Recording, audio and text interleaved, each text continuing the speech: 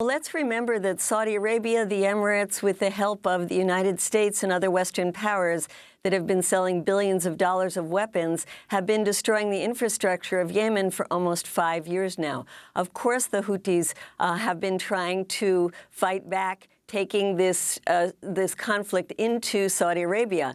This is just the most devastating of the attacks. Maybe it was done just by these $15,000 drones, as the Houthis say.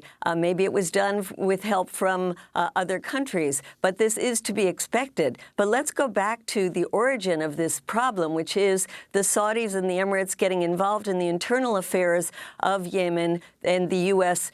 Giving them the green light and all the logistical support and the weapons to do that. What we have to do now is put up the pressure more on the U.S. to stop this support. We have had historic votes in Congress, including a war powers resolution that said the U.S. should not be supporting this Saudi-led war in Yemen, and it's been vetoed by Donald Trump. Now is the time to demand that an amendment that's put into the Military Funding Act, known as the NDAA, the National Defense Authorization Act, stay in there, and we need to put pressure on the Speaker, Nancy Pelosi, so that this becomes a top priority. We have to stop our support for the war in Yemen. The other thing we have to recognize is that the conflict with Iran is totally manufactured by Donald Trump, and that Congress must reiterate what's in the Constitution. He does not have the right to take military action against Iran. That is the right of the Congress. And certainly, Mohammed bin Salman of Saudi Arabia is not the commander-in-chief of the U.S. forces. Just a few weeks ago, UN investigators said the U.S., Britain, and France may be complicit in war crimes for arming the Saudis in the war in Yemen. Can you lay out what these war crimes are and what you see here as the solution right now, and what you fear most at this point with President Trump talking about locked and loaded, even as it was suggested he would meet unconditionally with the Iranian leadership, and then he says it's fake news? Well, yes, the U.S. has been involved with other Western powers of providing the means that the Saudis have used to destroy infrastructure in Yemen, as well as hit marketplaces, weddings, funerals, civilian targets.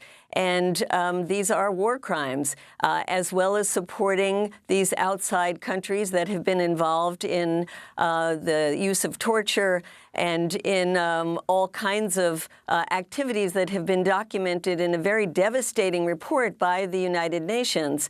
I think it is clear that these are war crimes that have been committed with complicity of the outside countries. But as Peter laid out how it has to move into negotiations in the case of Yemen, the same thing has to happen in the case of Iran. And there are possible solutions on the table put forth most recently by Emmanuel Macron of France, saying that Europe would extend a $15 billion line of credit to Iran, and is calling on the United States to give waivers to other countries to buy Iranian oil. You know, it's crazy that the United States has the ability to say to the rest of the world, you can't buy Iranian oil. And there are two countries, China and Syria, that continue to buy that oil. But the United States must lift those waivers. And it has been speculated that Trump is contemplating that. And John Bolton was totally against that, which is one of the reasons that he was fired. But I think lifting those waivers is essential for easing the conflict right now. And finally, if you could comment, Medea Benjamin, on the latest Israeli attacks on Iranian interests in Iraq, Syria, Lebanon. Now, of course, Israel's having its snap elections tomorrow. Not clear what will happen out of that, but leading up to it, the Prime Minister, Benjamin Netanyahu, say he's going to annex a third of the West Bank. But all of that together with what's happening right now. Well, that's right. The Israelis have been trying to goad the United States into a military attack on Iran's nuclear research facilities. Let's remember that it is Israel that has nuclear weapons and Iran does not have nuclear weapons.